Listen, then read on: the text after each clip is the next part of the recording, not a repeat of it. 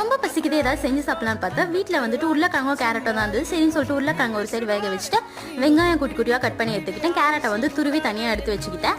உருளைக்கிழங்கு வெந்ததும் அதை வந்து இந்த மாதிரி நல்லா மசிச்சு எடுத்துக்கிட்டு அது கூட வந்து கட் பண்ணி வச்சிருக்க வெங்காயம், கேரட், மஞ்சத்தூள், மிளகாய்த்தூள், பெப்பர் பவுடர், சாட் மசாலா, உப்பு எல்லாம் சேர்த்துட்டு அது கூட வீட்டில் இருந்த பிரெட் க்ரம்ஸையும் வந்துட்டு கொட்டி நல்லா இந்த மாதிரி மாவு மாதிரி பிசைஞ்சு எடுத்துக்கிட்டேன். உங்ககிட்ட பிரெட் க்ரம்ஸ் இல்லைன்னா மைதா மாவு சேர்த்து இந்த மாதிரி நல்லா பிசைஞ்சு வச்சுக்கோங்க. அதுக்கப்புறம் டிப்பிங்க்கு வந்துட்டு ஃபர்ஸ்ட் மைதா மாவு, கார்ன்ஃப்ளவர், பெப்பர் பவுடர், சால்ட் எல்லாம் சேர்த்து தண்ணி சேர்த்து நல்லா வந்துட்டு ஓரளவு திக்கு கன்சிஸ்டன்சியில் வந்துட்டு ரெடி பண்ணி வச்சுக்கோங்க. இந்த அளவுக்கு வந்துட்டு ரெடி பண்ணி வச்சுக்கிட்டு இப்போ வந்துட்டு நம்ம சப்பாத்தி மாவு பதத்துக்கு பிசைஞ்சு வச்சுருக்க அந்த உருளைக்கிழங்கை வந்துட்டு கையில் இந்த மாதிரி வடை மாதிரி தட்டிட்டு ஃபஸ்ட்டு வந்து அந்த மைதா மாவு மிக்ஸில் வந்துட்டு டிப் பண்ணி எடுத்து பிரெட் க்ரம்ஸில் வந்துட்டு நல்லா கோட் பண்ணி எடுத்துக்கணும். இதை வந்துட்டு சூடான ஆயிலில் பொரிச்சு எடுத்தால் நம்மளோட வெஜ் கட்லெட் வந்து ரெடி ஆகிடும். உங்களுக்கு வெஜ் கட்லெட் ரொம்ப பிடிக்கும் அப்படின்னா நம்மளோட சேனலை சப்ஸ்கிரைப் பண்ணிக்கோங்க. பாய், நாளைக்கு வீடியோவில் பார்க்கலாம்.